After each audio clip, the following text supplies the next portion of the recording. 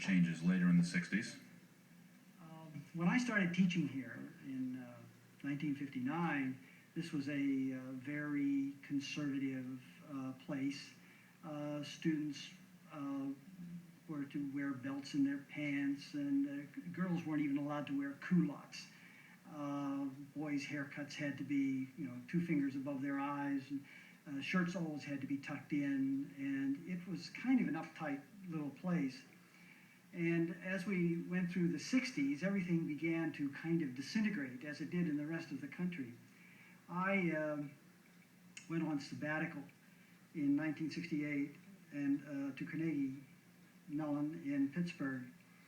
When I came back, I was shocked by how the school had changed. Students were protesting. They were wearing clothes that were mock military with peace symbols all over them. They were extremely anti-authoritarian. A teacher was someone who you told to go to hell if you felt like doing that. I was really quite shocked. Their language was absolutely awful. When I closed my eyes, I thought I was back in a military barracks. And when I opened my eyes and saw their clothing, I thought I was in a mental institution.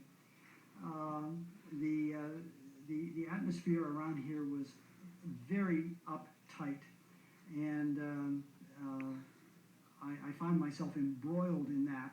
Lots of student demonstrations. A lot of kids didn't take baths.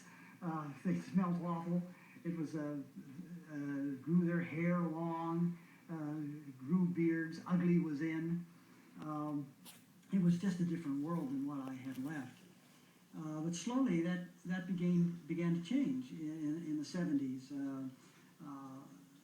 And there was, I guess, a swing back to a more moderate, middle kind of position.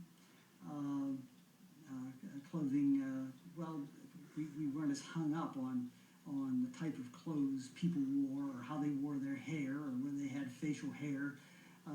That kind of thing died out over the time, and we learned to live with each other.